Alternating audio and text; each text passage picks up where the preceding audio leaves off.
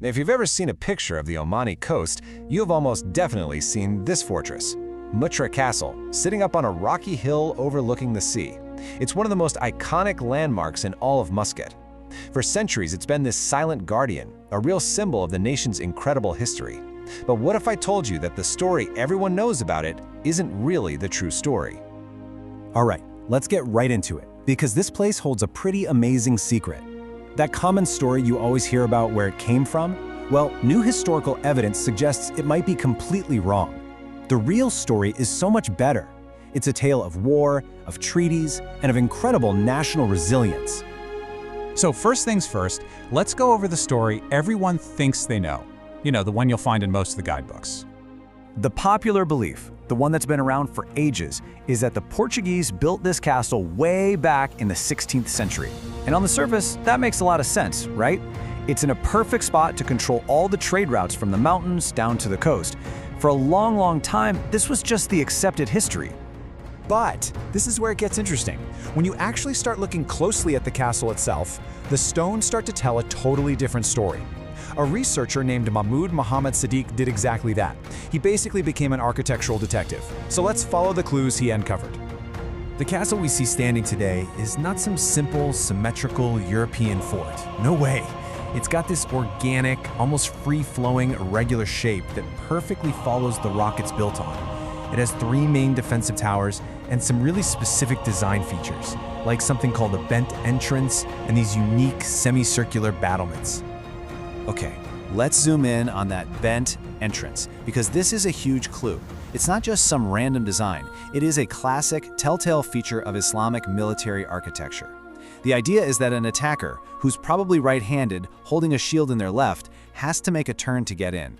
And when they do, bam! Their unshielded right side is totally exposed to the defenders above. This is a dead giveaway that the design philosophy here was not Portuguese. So the architecture is already pointing us in a different direction. But the real bombshell, the key piece of evidence that just blows this whole case wide open, it comes from a drawing that's nearly 400 years old. Check this out. Back in 1635, a Portuguese cartographer, de Rezende, drew the fort at Muttrah. And his drawing, plus his description, shows something completely different from what's there now. He described a square fort with 4 bastions at the corners. Take a good look. Does that look anything like the castle we all know? Not at all. So this is the heart of the mystery. We're literally looking at 2 entirely different castles. The Portuguese fort from 1635 was square, symmetrical, a typical European design. The castle today is irregular, with 3 towers and has all these classic Arabo-Omani design features. So how is that possible? Did one just sort of evolve into the other? No. The historical record shows something way more dramatic happened.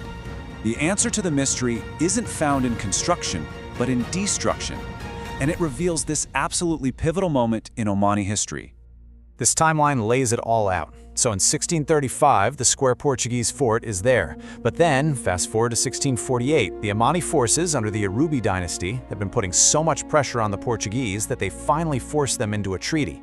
And a key part of that treaty, get this, was that the Portuguese had to completely demolish their forts in Muttrah, level them to the ground. Just 2 years later, in 1650, the Omanis kicked the Portuguese out of Muscat for good. So the site was clear, and the Omanis were free to build a brand new fortress.